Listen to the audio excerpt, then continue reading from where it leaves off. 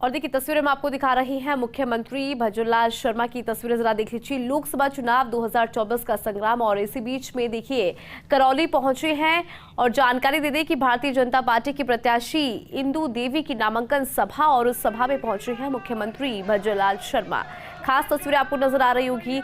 लोकसभा चुनाव 2024 और ऐसे में तमाम जो दिक्कत है वो भी यहाँ पर नजर आ रही हैं। आपको जानकारी दे दें कि मंत्री जवाहर सिंह बेटम भी यहाँ पर मौजूद है। इसके अलावा आपको भारतीय जनता पार्टी की प्रत्याशी भी नजर आ रही होगी इंदु देवी, उनकी नामांकन सभा में पहुंचे हैं मुख्यमंत्री भजनलाल शर्मा। तो एक के बाद एक मैराथन चुनावी नामांकन सभा में पहुंच रही हैं सीएम भजनलाल शर्मा। और देखिए खास तस्वीरें यहाँ से निकल कर आ रही है। सबसे पहले जो स्वागत की तस्वीरें होती है, क्योंकि यही हमारी संस्कृति है। और जैसे ही मुख्यमंत्री भजनलाल शर्मा यहाँ पर पहुंचे हैं तो देखिए कि किस तरह से जो स्वागत है उनका भी फिलहाल किया गया है। और जो जानकारी भी हम आपको दे दें, करौली में फिलहाल मौजूद है। करौली धौलपुर से भारतीय जनता पार्टी की प्रत्याशी इंदु देवी और देखिए उनके साथ उप मुख्यमंत्री आपको उप मुख्यमंत्री भी नजर आ रहे होंगे। इसके अलावा आपको जानकारी दे दें कि भारतीय जनता पार्टी की प्रत्याशी इंदु देवी की नामांकन सभा में मौजूद है मुख्यमंत्री भजनलाल शर्मा। तो जवाहर सिंह बेटम, इसके अलावा डॉक्टर प्रेमचंद बैरवा मंच पर मौजूद है और सीएम भजनलाल शर्मा मौजूद है।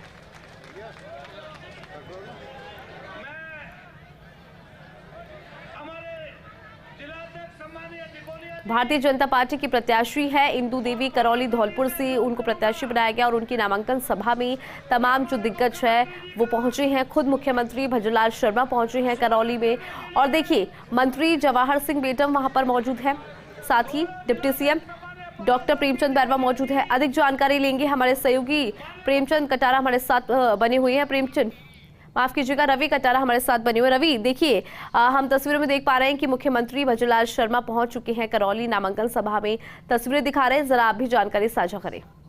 मुख्यमंत्री भजनलाल शर्मा जो है धौलपुर करौली की जो लोकसभा की प्रत्याशी बनाया गया है इंदु जाटव, उनकी नामांकन जो सभा है उसको आज संबोधित करने के लिए अभी कुछ देर पहले प्रदेश के मुख्यमंत्री भजनलाल शर्मा यहाँ पहुंचे हैं। और मंच पर आप देख सकते हैं डिप्टी जो सीएम है प्रेमचंद बैरवा और जो प्रभारी मंत्री है जवाहर सिंह बेटम वो भी मौजूद है और भाजपा के जो नेता सोमकांत वो भी मौजूद है और उन्हें ज्यादा भेंट करके उनका स्वागत किया गया है। और जो तस्वीर है वो मदन मोहन जी की और जो यहाँ की जो आस्था का केंद्र है कैला देवी को दी गई है। और मुख्यमंत्री ने उन्हें सिर माथे से लगाने के बाद उन्हें वापिस पीछे भेजा है। तो ऐसे में आप देख सकते हैं मुख्यमंत्री का जो है अभी स्वागत सम्मान यहाँ जो है भाजपा नेताओं के द्वारा किया जा रहा है।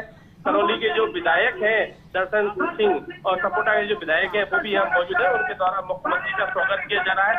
थोड़ी देर बाद जो है मुख्यमंत्री भजनलाल शर्मा के द्वारा एक सभा को संबोधित किया जाएगा, क्योंकि इंदु जाटव को धौलपुर करौली की जो है लोकसभा की प्रत्याशी बनाया गया है। तो ऐसे में मुख्यमंत्री स्वयं नामांकन सभा में पहुंचे हैं और थोड़ी देर बाद मुख्यमंत्री का संबोधन होगा। आप थोड़ी देर पहले जो प्रत्याशी है उनके द्वारा नामांकन दाखिल किया गया था। जिला निर्वाचन जो अधिकारी हैं करौली के, उनको नामांकन दाखिल करने के बाद सीधा सभा में पहुंचे हैं। तो ऐसे में अब जो है इस सभा को संबोधित मुख्यमंत्री भजनलाल शर्मा करेंगे। बिल्कुल, और देखिए दो जाटवों का यहाँ पर मुकाबला होने वाला है। इस मुकाबले को कैसे देखते हैं रवि?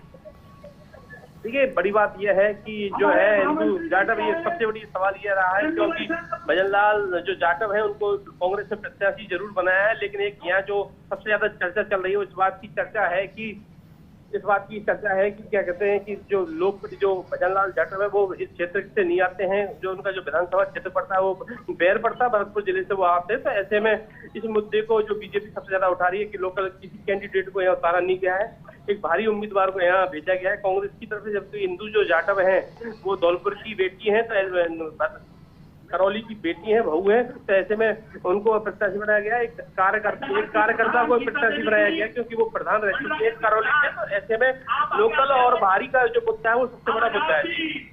बिल्कुल रवि, और यहाँ पे मनोज राजौरिया की जगह इस बार इंदु जाटव पर भारतीय जनता पार्टी ने भरोसा जताया और यहाँ की बेटी है, यहाँ की बहू, जैसे कि आपने बताया, तो कहीं ना कहीं फायदा यहाँ पर नजर आ रहा है, क्योंकि जो कांग्रेस के प्रत्याशी है उन पर बाहरी का बार बार जो जिक्र है वो किया जा रहा है।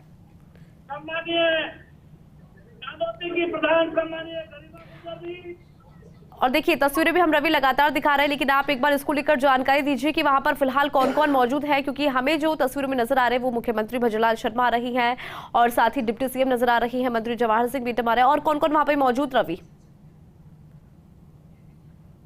प्रत्याशी इंदू देवी जाटव हैं, जो राज्य के सदस्य रोहिणी सिंह जो पूर्व विधायक भी रही है वो भी मौजूद हैं, डिप्टी सीएम जो है प्रेमचंद बैरवा वो मौजूद है, प्रभारी मंत्री जो है जवाहर सिंह मैडम मौजूद है। और सबसे बड़ी बात है कुछ जो है जो भाजपा की सदस्यता ग्रहण कर रहे हैं, आप देख सकते हैं उनको सदस्यता ग्रहण करवाई जा रही है। और जसवंत गुर्जर के जो बेटे हैं राहुल वो भी भाजपा ज्वाइन कर रहे हैं, आप देख सकते हैं। बड़ी बात है कि लोकसभा चुनाव से पहले जो है वो मुख्यमंत्री भजनलाल शर्मा के सानिध्य में बीजेपी ज्वाइन कर रहे हैं। जसवंत गुर्जर के जो बेटे हैं उन्होंने भाजपा ज्वाइन करी है और मुख्यमंत्री के पैर छीकर जो है जसवंत गुर्जर के बेटे ने आशीर्वाद दिया है। तो ऐसे में बड़ा जो है कुनबा जो भाजपा का दौलपुर करौली का आप देख सकते हैं बड़ा है, क्योंकि बड़ी संख्या में कई भाजपा जो नेता हैं उन्होंने भाजपा में आज शामिल हुए, क्योंकि जसवंत गुर्जर भाजपा के पूर्व विधायक रह चुके हैं। हालांकि अभी बसपा से चुनाव जरूर लड़ा था, जीत के आए, लेकिन वो आज बीजेपी में शामिल हुए हैं और जवाहर सिंह मैडम ने उन्हें दुपट्टा पहना के उन्हें भाजपा में शामिल करवाया है। बिल्कुल रवि, यहाँ के जातिगत समीकरण को भी समझने की कोशिश हम करेंगे, क्योंकि अगर बात करें बीजेपी का सुपड़ा साफ हुआ था धौलपुर से, अगर हम विधानसभा चुनाव की बात करें, और बात करें करौली की तो 4 सीटें थी जिनमें 2 कांग्रेस ने जीती थी और 2 भारतीय जनता पार्टी ने। लेकिन इस बार जो राजनीति का ऊँट है वो किस करवट बदलता है, वो आपको क्या लग रहा है? जातिगत समीकरण को समझते हुए जरा जानकारी दीजिए। जातिगत समीकरण की बात की जाए तो क्योंकि सबसे बड़ी बात ये है रही है कि धौलपुर में बीजेपी और कांग्रेस ने दोनों ही प्रत्याशियों को जाटव मैदान में उतारा है। हिंदू जो है वो जाटव एसटी वर्ग से आती है, तो ऐसे में भजनलाल जी जाटव है वो बैर से ताल्लुक रखते, तो ऐसे में दोनों ही एसटी की जो वोट है वो सबसे बड़ी मुख्य भूमिका में रहेंगी। आखिर के केस कदर बैठती है क्या भजनलाल जाटव को जाती है, हिंदू जाटव को जाती है। लेकिन सबसे बड़ी बात यह है कि यहाँ की जो वोट है गुर्जर वोट बड़ी संख्या में है, क्योंकि धौलपुर और करौली का वो इलाका है जो गुर्जरों का जो पिछले चुनाव में जिन्होंने कांग्रेस को वोट नहीं दिया था, क्योंकि लोकसभा विधानसभा के चुनाव में कांग्रेस के कुछ जो नेता है उनमें नाराजगी थी, क्योंकि पायलट को जिस कदर साइडलाइन किया गया था उसको देखते हुए कांग्रेस के जो कई नेता थे उन्होंने दूरी बनाई थी विधानसभा चुनावों में, और कई जो है उनको नुकसान उठाना पड़ा था विधानसभा चुनाव में। लेकिन इस बार अब ये देखने को मिलता है, क्योंकि यहाँ की जो कमान है जवाहर सिंह मैडम ने सवाल रखे है गुर्जरों की, और मानसी गुर्जर है जो गंगापुर से विधायक रह चुके प्रत्याशी रहे, तो ऐसे में गुर्जर जो नेता है तमाम यहाँ मौजूद है। और जातिगत समीकरण की बात की जाए तो यहाँ जो निर्णायक भूमिका में रहेंगे वो मीणा भी वोट है, कुछ जाट वोट है, तो ऐसे में ये चुनाव जो है लोकसभा का चुनाव में क्या मोदी फैक्टर काम करता है ये सबसे बड़ी बात देखने को मिलेगी। और सबसे बड़ी बात ये रहेगी क्योंकि करौली धौलपुर भरतपुर वो सीट है जहाँ ईआरसीपी को लेकर लंबे समय से मांग की जा रही थी, लंबे समय से आंदोलन किया जा रहा था, क्योंकि करौली में और धौलपुर में लंबे समय से ईआरसीपी की मांग को लेकर धरने चल रहे थे, तो वो मंजूरी मिली है। वो जो योजना है उसका लाभ जो है आने वाले लोकसभा चुनाव में भाजपा को जरूर मिल सकता है। बिल्कुल, बहुत शुक्रिया रवि जानकारी साझा करने के लिए। और ये तस्वीरें भी हम दर्शकों को लगातार दिखा रही हैं करौली से, जहां पर खुद मुख्यमंत्री भजनलाल शर्मा मौजूद है। तस्वीरों में आप देख पा रहे होंगे विधानसभा प्रभारी धौलपुर और सामने विराजमान मेरे पिता तुल्य बुजुर्ग, मेरे युवा दोस्त और मार्त शक्ति को प्रणाम करता हूं कि आज आपने सबसे पहले मैं सम्मान्य मुख्यमंत्री जी और सम्मान्य यहाँ के प्रदेश अध्यक्ष जी सीपी जोशी जी और हमारे यशस्वी प्रधानमंत्री जी और यशस्वी राष्ट्रीय अध्यक्ष जी का आभार प्रकट करना चाहूंगा कि आपने ऐसे छोटे से कार्यकर्ता को जो इस लोकसभा का प्रत्याशी बनाया है। निश्चित रूप से ये भारतीय जनता पार्टी में संभव है जो आपने ये करके दिखाया है। इसका उदाहरण मैं भी हूं कि मेरे जैसे कार्यकर्ता को भी ये भारतीय जनता पार्टी आगे बढ़ाने का काम करती है।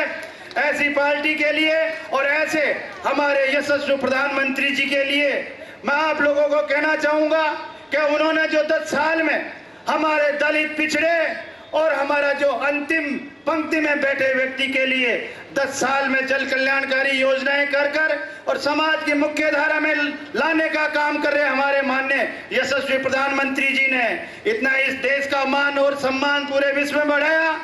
और उन्होंने ये संकल्प लिया है कि मेरा इस विश्व में हिंदुस्तान विकसित हो, हमारा हिंदुस्तान विकसित भारत बने। इसलिए मैं आपसे निवेदन करना चाहूंगा उनके सपनों को साकार करने के लिए और उनकी सोच को आगे बढ़ाने के लिए हम हमारे हर छोटे से छोटे कार्यकर्ता को, हमारी समाज के व्यक्ति को हम आगे बढ़ाने का काम करें।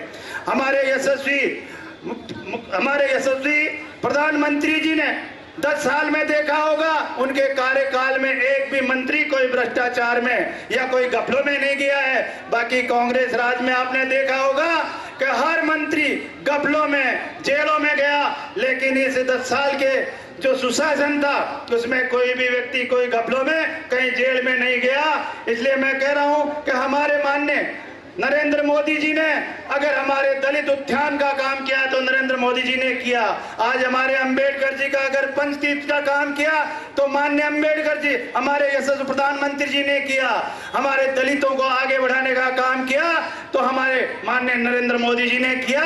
इसलिए ऐसे नरेंद्र मोदी जी को तीसरी बार बनाने के लिए आप लोगों ने अभी 3 महीने पहले हमारे राजस्थान में डबल इंजन की सरकार बनाकर हमारे ऐसे यशस्वी जो छोटे से गांव के और गरीब किसान के बेटे को राजस्थान का नेतृत्व दिया, हमारे ऐसे यशस्वी मुख्यमंत्री सम्माननीय भजन लाल जी, जिन्होंने 3 महीने में आते ही हमारे लिए, इन गरीबों के लिए और राजस्थान की जनता के लिए इन्होंने जो कार्य किए हैं आपके सामने हैं। क्या आपने आते ही जो हमारे बेरोजगार भाइयों को, जिनको बेरोजगार करती गई है पिछली सरकार, जिनके पेपर पे पेपर आउट करती गई, ऐसों के आते आपने लगाम लगाने का काम किया है। SIT गठित कर आपने 63 लोगों को जेल में डाला है।